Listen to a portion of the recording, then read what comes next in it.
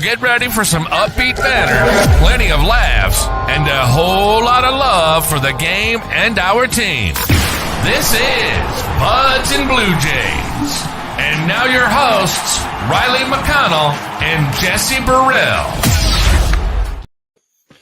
Good evening, everybody. It is Sunday, June 23rd, and welcome to episode 188 of Buds and Blue Jays, your place for all things related to the Toronto Blue Jays. I'm your host, Jesse Burrell, joined as always by my co-host, Riley McConnell, and today on our show, the Blue Jays get swept yet again in another series, this time at the hands of the Cleveland Guardians. We are currently on a season-high 6-game losing streak and are dropping rapidly down the standings. But with that being said, there was bigger news coming out from the Toronto Blue Jays land. Top hitting prospect Orelvis Martinez has been suspended for 80 games for a banned substance. We got to cross a new mark off our bingo card on this series. All three of our starting pitchers had subpar starts, but we did have some positive thoughts, including quite a few home runs from our offensive players. We will get to all of that in this episode. But first, Riley, how are we feeling about our Toronto Blue Jays right now? Awful. This is an awful feeling, Jesse. Listen, I have a little bit of a kind of a spiel. Listen, baseball was invented in the 1800s, and I'm starting to realize it was only meant to make the fanatics of the game miserable if you are on the wrong end of a bad year or a good year. We've not had a good year whatsoever. And Jesse, we're here. I'm at a loss for words. We're at 6 straight losses. It feels like more. Getting handed to us, basically knowing we need to play great baseball against Cleveland and Boston. We did not. And then, of course, you know, we're going to the Bronx to play the Red Sox again. And I don't think that's going to be a lot of fun because nothing has changed. Really? I mean, there's been change. Hey, we got to put a guy in the restricted list this year. At least you want to talk about a roster change up there's one. I didn't have that on my bingo card. Not something that you think about, Jesse. I don't know, man. Like I'm kind of at a loss for words, but not really. I have either nothing to say or way too much to say. This is just, it's a bad feeling. Like the ship is going down. I'm staying on the ship. I'm staying loyal to my team. But I can't see this getting any better. I really can't, man. This is almost a lost season at this point, and we're not even at the All-Star break. It's starting to feel that anything that can and will go wrong for the Toronto Blue Jays have been going wrong so far. We'll get into more details as we go into this episode here. But first, a couple bits of housekeeping before we really get started. First, guys, like the video, subscribe to the channel. We are live on several different platforms. So if you're watching us on Facebook or Twitter or YouTube, leave a comment, interact with us, tell us what your worry level is, or if you have a plan to fix the Toronto Blue Jays, leave it down below. We will comment and we will talk with you on that. Follow us on our social medias, Instagram, TikTok, Facebook, anywhere you can find your podcast, you can find us. Leave us a 5-star review, tell your friends, and all that good stuff. But we wanted to give a shout out here to all the great fun and fine people we met at Thursday night out on Comedy Bar. Riley, our good friend Jesse, and I, we all went up to the show. We want to give Scott Belford from the Walk Off Podcast a shout out for organizing the event. Caitlin McGrath, Keegan Matheson, the Lizzie McGuire, Nick and Adam from Blue Jays Today, and all the other fans we met, Leslie, Brad, Jackie, Cheryl, and all the other names I am not mentioning here. Thank you for such a great event. It was a great time. I'm sure you saw our pictures on socials. We had a great time. Big shout out. The Blue Jays community is undefeated, and we're still the best. So thank you for that.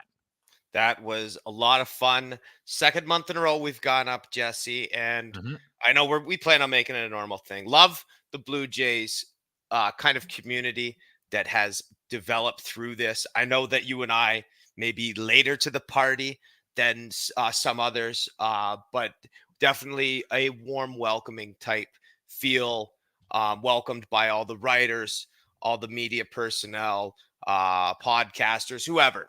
Love it. Great experience. I recommend if you can get tickets and go up to the city to go to this thing. It's a lot of fun to go. These people know their baseball. Absolutely. I was glad to be there. Jesse Turiso checking in from Albany. He is actually on his way to Fenway Park in Boston to go check out the Blue Jays there. I hope they get a win for you, Jesse. That would be really nice. I feel so bad for you, Jesse, going to that. Holy cow, man. Good luck. Either way, it should be good. Let's get into the meat of the episode here because we have a lot to talk about in this one, including Jeff Passan. He bombed this morning with a big Blue Jays related news, and that is our top hitting prospect, number 2 overall, Orelvis Martinez, suspended 80 games for violating a substance abuse problem. It was a drug called clomiphene, which he got in a drug prescribed to him by his doctors in the Dominican. Turns out is a fertility drug that him and his wife were using to try to induce pregnancy and to have a child at their young age.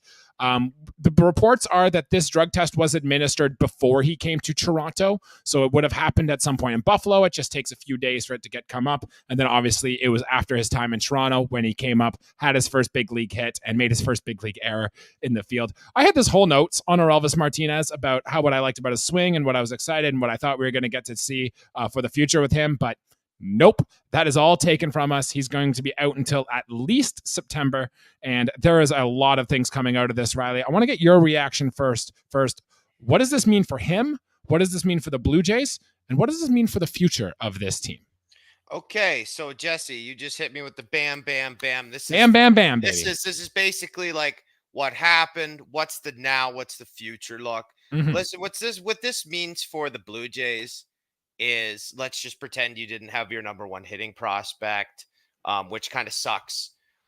We definitely have good prospects that can get on base, a la Spencer Horwitz. We know we can't develop and bring up pitching prospects, so maybe a power hitter would have been a good thing for us to have through the farm. So we got to spend all, basically 4 at-bats on that before we lost that. Yeah. That's not ideal. Whatever. I mean, it's shocking to me, just the timing. I'm not going to get into the whole personal stuff with him. I'm not a doctor. I did read up on this drug. And I get that it's basically it enhances your testosterone. It gets you jazzed up. It also loads your gun a little bit more to help with the fertility and stuff. So yeah, sure. Yeah. Like whatever the medical side of it, if that's going to help him with his personal life, that's great. But I don't think he was transparent enough, whether he knew or not. I think it's a discussion that you have to have with the trainers. Like, I don't know, man. I don't know if you got a sniffle if you walk up to the team doctor and ask basically if you should be out of the lineup for a week. You stub your toe. Like, but if you're on some sort of prescription, I mean, we're well aware of PEDs. The days of McGuire and Konsenko shoving needles in each other's ass in the locker room are done. You're having these discussions with your coaching staff members, your physicians, doctors, whatever. It seems weird that it happened, especially to a guy that has spent all but like 4 days of service time. I don't actually know what will go on his essentially his baseball page for what service time he has. The service time has started. It's clicking. Yeah, but 80 games now. That clock, I'm going to push the stop button, Jesse, because we don't get to see him until I think the end of the year, essentially. And do we even bring him up at that point? I don't know if you kind of hide him, shelter him for a bit because of this incident. I don't know, man. There's been some scandalous things going on in the MLB. I'm not going to touch on those. But this is very much less scandalous. This seems like a personal thing. He didn't really mean any harm by it, but at the end of the day, he was breaking the rules. Those rules were implemented for kind of a fair play thing. Whatever. I get it. I'm not trying to pick a side. I'm just trying to give facts here. At the end of the day, I feel bad for him. He's 22. He just came up, and this is kind of the fallout of what happens. He needs to be more transparent in the future. These are conversations that need to be had. I know it's personal business, but to an extent, you got to let people know that this is going on in your life. Yeah, Major League Baseball has been very clear about the performance abuse system, and basically anything you get into your body, every team has team doctors. Just show them the drug and be like, can I put this into my body or will it jeopardize my career? It should be that simple. Like, look, I get the urge of you saying like you want to hide the fact that you need testosterone supplements to try to have a baby. I get that, but also like, come on, man. Be smarter. You're not only are you potentially ruining your career, you are hurting the future of your organization and the future of our franchise. For this was Orelvis Martinez's time to shine. He was probably going to get a run here, especially if we do trade pieces later in the deadline. Like Orelvis Martinez was going to get a good, long, extended look here. And now when he comes back in September, you're right. Maybe he doesn't spend some time in the big leagues, and maybe he has to readjust to find his swing again. And this could be something that really hampers development for his career. I don't think there's much of a positive you can take from this situation at all. It absolutely could be detrimental, Jesse. And that's really unfortunate because, again, this is kind of a blindside thing. But then again, like you're brought up through these systems. And I feel like if it wasn't a discussion now, there's going to be a pamphlet handed out to future guys coming up through the minor league system. Listen, I don't care if it's multivitamins. I don't care if it's, for instance, a daily pill that you take to balance your bodily chemistry. Essentially, you need to walk into that clubhouse on day one you arrive at that organization and fill that out with your team trainer and let him know, hey, like I've gone on to this or whatever. Like it seems like this could have been avoided. I don't know if this is done purposely or maliciously. Then again, I just don't want to get into that side of things, Jesse, because I don't want to think. I don't want to think that it did, but there's always that chance too. But for me, a Jays fan right now, it's unfortunate that it did happen, and we'll certainly be missing that power potential. We have actually seen the power. We've seen him muscle a base hit to the left side of center field, and that's it. Yeah, that's it. He did also make an error in the field too, which we knew would be part of the Orelvis Martinez experience. But either way, the thing that came out of this, though, is it did force Ross Atkins, our general manager, to address the media.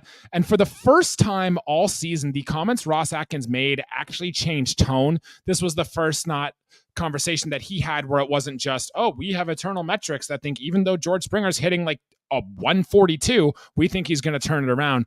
And I have the quote here. And he basically said, we're over the last 5 or 6 days or so, we are genuinely, I got to make sure I find it to quote him right. But it was along the lines of, yeah, we're generally upset. We feel like this has been a disappointment for everyone in the clubhouse. We feel the frustrations with the fans. We feel like we're frustrated as well. And we share all that frustration.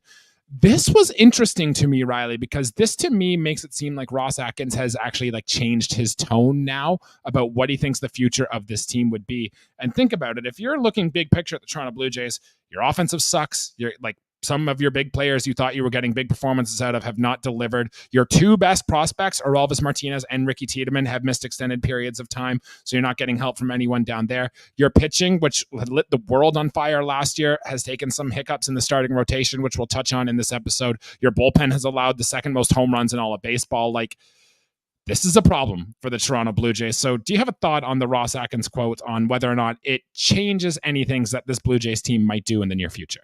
I mean, does it light a fire under the ass of some people? Absolutely. It has to. Jesse, there has to be accountability and there has to be change. And I don't know who to point the gun at first. I'm not the one behind the trigger. I'm not the one looking down the sights, down the barrel. But it definitely has to be. I think if John Schneider's going to go, like Ross Atkins has got to go as well. Jesse, you've said multiple times on this show, you don't get that many managers at your disposal. And I 100% agree with that. And this is getting out of hand. And I'll relate this back to Thursday night when we went to Toronto, and something I forget who said it, real interesting, but it was essentially that our management, our front office are making the moves necessary that keeps their butts in the chairs. These are they're not lavish, not necessarily what's best for the Toronto Blue Jays. No, they're doing what's best for them, and that sucks. That sucks for the management. That sucks for the players, the fans, everyone in that organization, because these guys want to stick on to their job. From someone who, Jesse, from us in the working world, you don't want to get fired, but at the same point too, you got a lot of people calling for your head. And at some point, you have to be accountable because there just hasn't been any change. And at this point, Jesse, I believe it's almost too late to make these trades or to bring up so-and-so. I don't think it matters, man. I think that the cards are all out on the table now. And I think this Orelvis Martinez thing really kind of puts pressure on a lot of different people.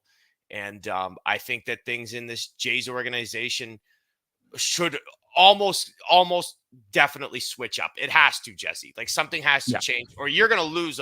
Like I think Jays fans are loyal, but I feel like you're going to lose the respect of your fans if you haven't lost respect already. Fans are already going crazy. We've been there are fans that have been calling for John Schneider's head last offseason after the Minnesota playoff game, right? And still, you've made very minor implementations to the roster, and you've expected positive results, and it simply hasn't happened. Like, we have been screaming for change for so long. The Blue Jays have tried. They've called up all the Buffalo boys to try to get some spark, right? I think they've put pretty much every single bullet they have in their farm system currently to make this team better, and simply have not been able to do so. I think Orelvis Martinez was kind of your last-ditch effort, and now he's not even in the picture until September anymore. I think Blue Jays are getting very desperate, and any help that comes now is going to come from outside of the organization. Blue Jays playoff odds have dropped below 10% for the first time all season, Riley. Like, you have to sell, and it has to happen now, if like as soon as possible, basically, because I think holding on here and waiting for things to happen just isn't going to work. And I think the best thing for the Toronto Blue Jays team now is you got to play like Kevin Kiermaier, Justin Turner, all these guys that we think freaking suck, and just hope to God that they get hot for 3 weeks and we can trade them for literally any relief pitching prospect with a pulse. Anything like that. And I think that's the route we have to go. And I hope that before the decision comes to sign or trade Vlad or Bo, that there's somebody else in that front seat that is making that decision and not Ross Atkins. Yeah, Jesse, I think you just said the tough thing, which is that this team should sell. And the longer we hold on to people, I think the worse it's going to get. We're not going to wait till the 31st of July to make a move. I think this needs to happen now. Let Ernie Clement be an everyday player. Let Spencer Horwitz be an everyday player. I don't care. This experiment, this era of the Blue Jays is going to be remembered for a lot of different things. Not winning a playoff game is one of them. That's the big one. Yeah, that's the big one. But they're going to remember the collapse of 2024 and how it unfolded, because I mean, I can't see why holding on to some of these guys is going to be important. Listen, I love a Bo Bichette, the contract. Like, he's going to hit free agency. He's going to make money. Vladdy, the same deal. I don't know, man. It's kind of like we're going back into the dark days, like 1997, 1998, and pretend Roger Clemens doesn't exist and Delgado hasn't popped off yet. Like, we're in some pretty dark days, man. Mid 2000s. We need to ditch some players, get some young players in our farm system. And I don't care if Stuart Baroa is our fourth outfielder for the rest of the year. I don't care if IKF is our starting shortstop and Barger's playing 90% of the games at third, because honestly, that would excite me more than what's going on with the team now is bringing these young guys up and me knowing, hey, at least they're doing something. That's me looking at that and going, at least, hey, Spencer Horwitz getting his reps at either second or first base. Yeah, he's getting some big league playing time. Good for him. And you'll see the improvements made to his game.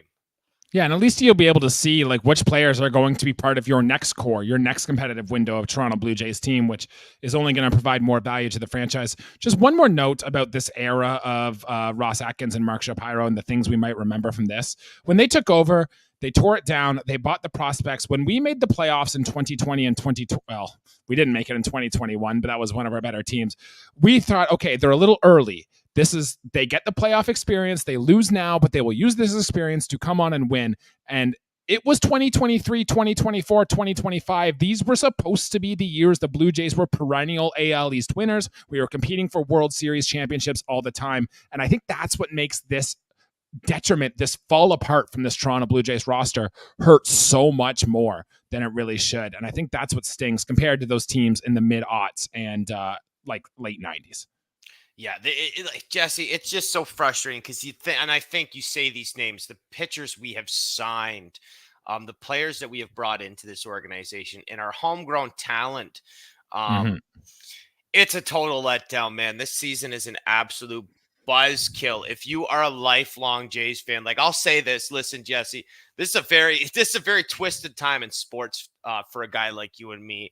Like tomorrow, I probably won't even tune into the Boston game. Game 7 of the Stanley Cup Finals is on. Like I was born in 1996. Obviously, it's been since 93 since the Habs won the cup. I'm looking for a Canadian team to win the cup. I'm looking for some change, something different. And that's fine. I can tune out for a ball game. Just because nothing. I'm going to look at the TV tomorrow night, and nothing has been fixed. I'm going to put priority over that. It's just insane. Until something changes, I'm not boycotting anything. Nothing's going to change, right? But Jesse, I'm just so damn fed up at this point in the year.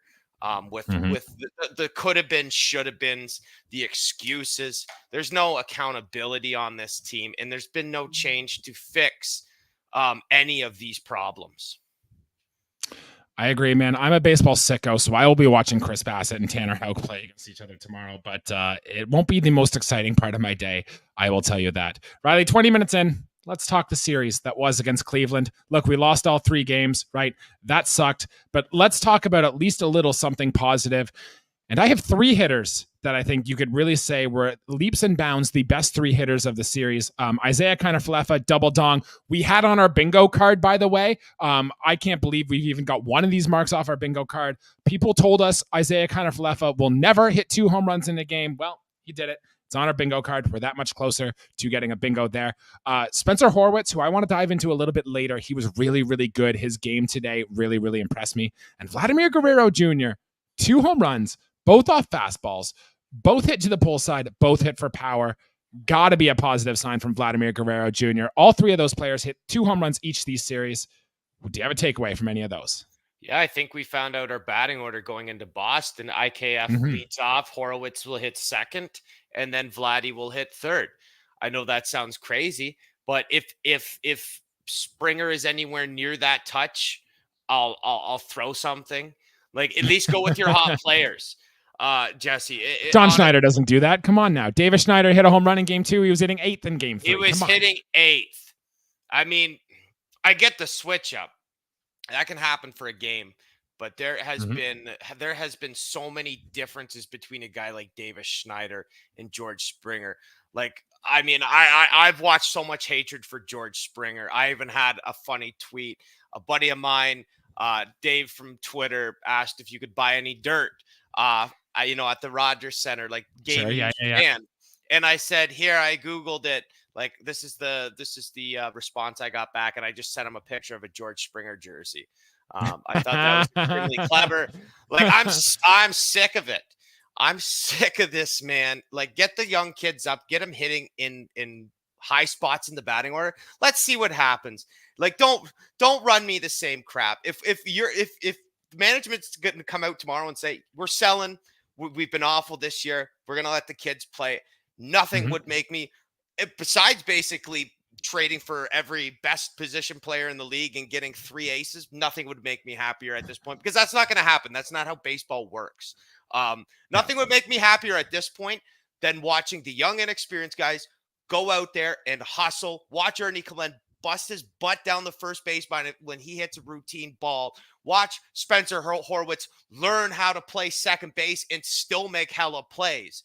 Like, that's what baseball is to me, man. Baseball is supposed to be fun, and it's made me miserable the last week, man. What is going on? Riley, you're not alone in that sentiment. Blue Jays fans everywhere, they feel that way. And we care about your happiness here on Buds and Blue Jays. So we'll get a hold of John Schneider, be like, look, for Riley McConnell's sanity, this is what we need done. So get on the phone, give him a call. We got some hookups. We'll see what we can do there. I did want to touch, though, on something positive that came through from this series, Spencer Horwitz. And I just want to kind of go through a play-by-play of what he did in the game today. His first at-bat, he worked a full count, drew a walk, got on base for Vladimir Guerrero Jr. to hit a 2-run home run. Great piece of work out of the tool hole. Second at-bat, he gets down 1-2, bam, pulls a curveball, hits it off the foul pole in right field. First home run this season, second of his career in the big leagues. Good stuff, Spencer Horwitz. Next at bat, first pitch, bam, did it again. Double dunk, Spencer Horwitz. Not even his best at bat of the game. Tell me about his best at bat of the game, Jesse. So his fourth at bat was a little pop up to third, whatever, that'll happen. Just missed it, right? His best at bat came in the 9th, down by 1 against one of the best closers in the game, facing Emmanuel Clase. Like, I was at work.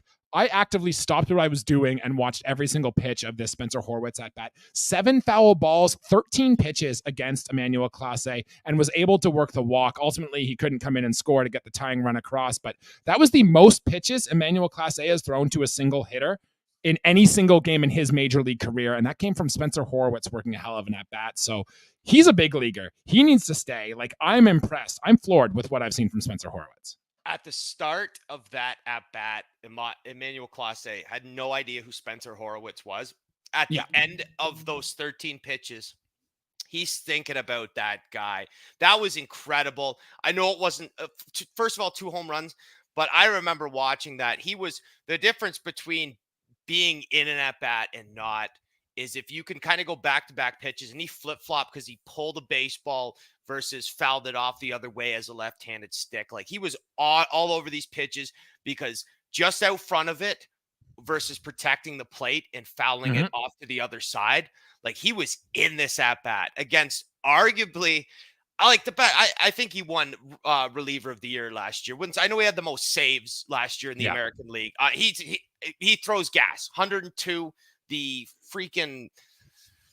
drop pitch. I don't know, whatever you want to call it, sinker pitch, whatever he's got. Like, he just throws heat, dude. He is one of the best pitchers, relief pitchers in all of baseball. And Spencer Horwitz showed up to that at bat. And basically, proved his worth in the major leagues on that at bat, and it was resulted in a base on balls, plus the 2 home runs. Not a bad game, Jesse. Not a bad game. And that is low key one of the best games, if not the best Blue Jays game at the plate this season. And remember when scouts were worried, Spencer Horwitz might not be able to hit the fastball when he gets to the big leagues. Pfft, what do they know? Spencer Horwitz got it going on, and I can't wait for John Schneider not to put him in the lineup tomorrow. But that's a story for another day. We'll talk about that when we get there. I just wanted to give some shout-outs to some other players in the series. We mentioned Davis Schneider did hit a home run leading off the game in game 2. Well, in the first inning of game 2. And I have to throw some love to what Justin Turner did today. 2 hits, 3 walks, got on base all 5 times to Justin Turner today, which, look, if we're going to sell and we're going to do anything, if Justin Turner can prove he's at least a league average hitter with veteran experience, and we can ship him off at the trade deadline for something, then great. And games like he had today is only going to help that cause. So thumbs up to Justin Turner. Do you have any of those or any other offensive player that caught your attention this series? No, I found the pitches to be quite uncompetitive to Justin Turner. They were. As well, which is fine. Yep. Hey, the discipline was there, and that worked too. No, Jesse, I'm pretty fed up to talk. I'll go off what I'm not going to add to the glory of the positivity. I'll go off what you said. I have no problem complimenting a Spencer Horwitz, but I don't feel like giving too much love to the other guys on the roster.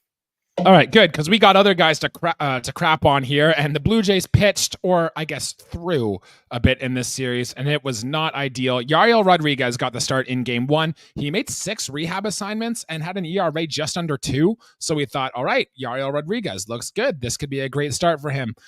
And it was not. Only got 4 outs, 2 hits, 4 earned runs, 3 walks, 1 strikeouts. I think he sped up a little bit on there. I think, he didn't really have it. He walked a guy with the bases loaded on 4 pitches, which is a major yikes. And he only had 6 called strikes in the whole appearance for Yariel Rodriguez. Simply not good enough. Bowden Francis came in relief. I actually thought pitched quite well. Walked 2, gave up 2 hits, but pitched 3 2/3 innings. Retired 11 in a row at one point. Who gets the next start next time it comes in that rotation? Is it Yariel Rodriguez or is it Bowden Francis? Give it to Bowden Francis, honestly. I agree. Let's try Yariel long, or even for a couple innings in relief, if it's middle innings. But Jesse, that was not good. I mean, you can't. I tweeted this out, and I mean, there are some rules in baseball. Don't make the first or last out of an inning at third base. That's right up there with don't walk a hitter with the bases loaded on 4 pitches. Like, you have to attempt to throw a strike there. And that could be a mix between physical or psyche. because you're in your head, oh, shoot, I loaded the bases. I got to get an out. You're overthrowing, whatever. You can draw excuses. Yariel Rodriguez is a rookie. My bass guitar is about to fall off the wall. So let me let's make sure you catch that. That's insane. Wow. It was hanging on by a thread. That is scary. That would have just made my weekend so spectacular. Yariel Rodriguez, I don't know if he was in his head about things because we know he can shove. But we need to kind of look at what his next role could be. If they do want to start him, sure. But if the same thing happens, I don't want it like Dennis Bowden-Francis. Then he's doing that 2 innings in relief type thing because we can't afford that. We can't afford any hiccups. I mean, we're past the point. Like we didn't get the quality starts and we didn't even get the quality pitches. We were in the ball game, but we weren't in the ball game. The ball game today, essentially the rain delay came back on. Zach Pop took over the ball game. We lost that ball game. We couldn't crawl back. It was tough, man. And you look at that Guardians lineup, Stephen Kwan single-handedly is what has become. If people weren't talking about Stephen Kwan, outside of the Cleveland organization, and I'll apologize because I didn't think he was this good, but he is a special ball player. The Naylor boys are, like their name says, they are nails. They are 2 of the coolest, strongest dudes in baseball. And then the kind of guys they got lower in the lineup, and even Freeman, who hits second. These guys are not high-touted big leaguers, but they're having strong years. And then a guy like Jimenez too. They're playing above what they should as far as they're a team that should be winning games 2-1 because of their pitching and not hitting. But they're hitting, dude. They are hitting, and they handed it to us in this series. Their bullpen is the best in baseball. Besides McKenzie's kind of bad start today, their starting pitching is fantastic. And essentially, you got to give credit to their hitters, because they made our pitchers look terrible, and they could have been terrible, but hey, the run's got to come from somewhere, and it wasn't in the right column for us. Yeah. We got more Blue Jays stuff to talk to. We can gush over the Cleveland Guardians another time, but the other 2 starting pitchers in this series did not pitch well either. Jose Barrios, 86 pitches, 5 earned runs, only got 3 strikeouts, 3 solo home runs. He talked post-game about how he struggled with his location. He said the game plan was to pitch a lot of the Cleveland guys with fastballs inside. He left too many of them over the plate. In fact, of his 3 home runs, 2 came off the 4-seam fastball. The other came off the sinker, simply in missed locations. And look, he really has not been getting these swing and miss that we saw from Jose Barrios early in the year. I think he's got the lowest whiff rate out of every single qualified pitcher in the American League. And he's given up home runs now in 10 of his last 11 starts. So not a good look for Jose Barrios, who might be kind of regressing a bit back to the mean a little bit. And Kikuchi, 2 innings pitched, 8 hits, 4 earned runs, 1 walk, 3 strikeouts before leaving after that rain delay.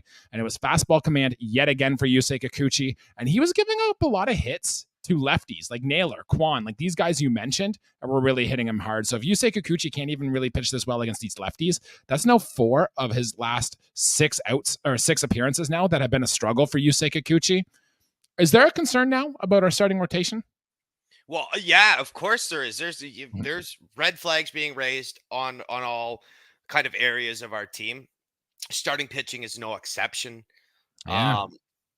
I mean, listen, we have 4 starting pitchers. We have 4 big league starting pitchers right now. That's what I'll say.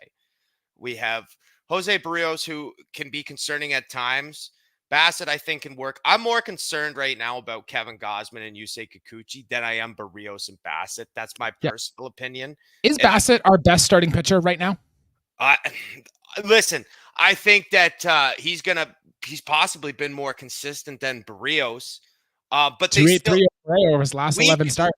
The other starters aren't doing this. The thing is, man, is uncharacteristically for Bassett, he's still giving up the hard contact, the home runs too, which to me, and they're all guilty of it. Like you could look and say, yeah, Yusei Kikuchi, he didn't walk a single batter, but he gave up 4 or 5 home runs. Like the trade-off for that, it doesn't matter. I mean, if you're still faltering in your start, then it doesn't matter. We need quality starts, quality innings. So yeah, Bassett Bassett is probably a guy I would roll with. If the playoffs started today, if we played basically a B playoffs. If we playoffs. let me finish, if we were in some sort of B finals bottom, if we're playing the Angels or the Rockies in sort of a toilet bowl style playoff, I would probably go with Bassett in 1, Barrios in 2 is what I would do for right now. I think I'm with you on that as well, but we are a long ways away from that happening with this Toronto Blue Jays team. Just some other bullpen notes. I don't have much. Trevor Richards, good series. And Tim Meza actually went 6 up, 6 down in appearance. It was only the second time he's had a clean inning since, I believe, May the 28th. So almost a month. And this was only the second time Tim Meza has worked inning without runners getting on base against him. So shout out to Tim Meza, but it's our bullpen. Let's not spend any more time on that than we have to. Riley, I want to play a quick game of Do These Stats Matter, and we really don't need to get into any detail at all. We've already talked George Springer, but basically after this series, George Springer's .566 OPS, a dead last in qualified hitters. Yep, it sucks. We don't have to talk about that. But then this one, Riley, this one caught my attention. In that Yariel Rodriguez start, the Blue Jays pitchers threw 70 pitches in the second inning of that game, giving up 7 earned runs. I don't know how long it took in actual time, but it felt like 3 days to get through that second inning. It's the second most pitches Blue Jays have thrown in an inning in franchise history, and the most in baseball since the Detroit Tigers did it in 2014. Does that stat matter? Yeah, it matters because at that point, you're trying to get through a series using as less arms as you can, and we burned arms for that game. It's early in the ball game, and you're out of it. You throw more than 20, you throw 30 pitches in early before the 4th inning, before the 5th inning, you're probably in some trouble. 70 pitches is just astronomical, almost unheard of. And that's why it's the second most in franchise history. I agree. Something wild, I guess, for the Toronto Blue Jays. Maybe we'll throw something like that on our bingo card next year. I do have some injury updates to go for. Dalton Varsho did swing and miss at a pitch in game 2, and he pulled his back. It looked very serious going down there, and we're thinking at the time, oh shit, if Dalton Varsho has to go down, this just means more playing time for George Springer, more playing time for Kevin Kiermaier.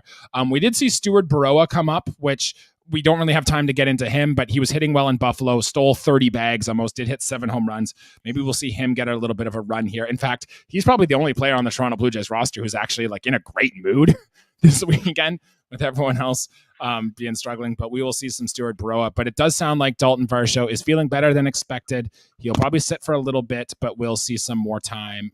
Maybe not see an IL trip. And then down on the farm, Bo Bichette continues progressing well. His test on Monday. He'll do a full pre-round of batting practice, defense, and base running. Could return from the IL on Tuesday. Jordan Romano got shut down with elbow soreness. Now, this might be a little more serious as he was slowly trying to ramp back up, and it sounds like he's going to be shut down again. I bet we're still probably 6 to 8 weeks from seeing Jordan Romano in our pen, which means Chad Green closer. Welcome on up. And then Jimmy Garcia began playing catch in Toronto, went playing well, which makes me think about still probably 3 weeks away. And that is all I have for injury notes. Yes, we claimed a reliever from the Cubs, sent him to Buffalo, but that's all I got. Any major takeaway from the injuries updates there? Get Stuart Baroa up, good mood. Like, hey guys, I'm here. It's like, yeah, great. Grab a bat. You're hitting. Varsho's not feeling good. You're gonna get some playing time because Kiermaier's swinging up there with a paperclip essentially, and George Springer's turning to dust. Like, get him some at bats.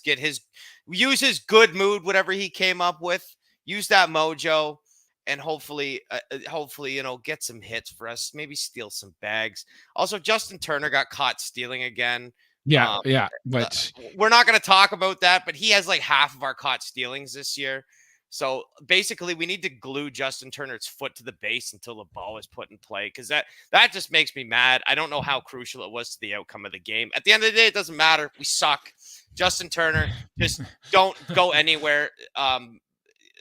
It's frustrating when things like that happens. It makes me less frustrated. I can forgive. Again, goes back to the kids, Jesse. Horwitz gets picked off first base. I go, that's a learning moment, kid. Hey, he got you. You know what? Too bad, so sad. Don't let that happen again. Kind of the there, young lad. Justin Turner does something like that. It's like, get the hell. Like, yeah, you donkey. Yeah. Seriously. And is it double standard, Jesse, or is it the fact that Turner's been into the big leagues? Horwitz is not a household name, and he's coming up and absolutely shining at the big league level, and you want him to succeed. I don't want Turner to falter, but at the same time, get him the hell off this team because I didn't want him here to begin with, neither did you. And what has he done since he's been here? He came into today's game with an exactly 100 OPS. With no defensive value and no base running value OPS too. Plus, so no versatility. I get that we already canned Chris Farley from the team, but one step above him as far as the defensive liability is Justin Turner.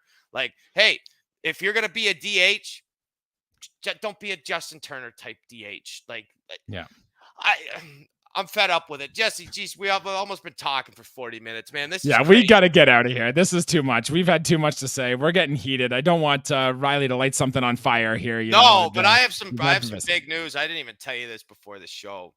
Fire away. I'll be in your neck of the woods tomorrow. Great. Wow, you can kick rocks. Hey, I'm happy to have you. I won't be home. I'm not going to see you. I'm going to my barber. I'm going to get a shave and a haircut tomorrow. Wow.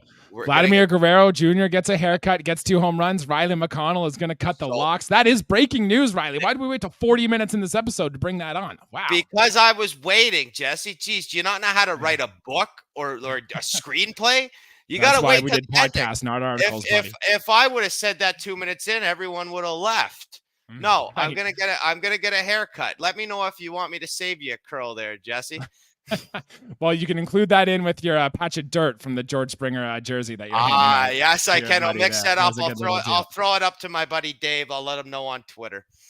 All right, and you hear that, fans or people on the internet? If you want a piece of Riley McConnell's hair, you have till tomorrow morning to send those messages in to see if you can get one off. Bid it to the highest bidder there. Yeah, we'll see. Anyways, I have nothing else to add. Riley, anything else you want to shout out here? Because we got to get out of here. Shut me up. Get the hell out of here. This is over.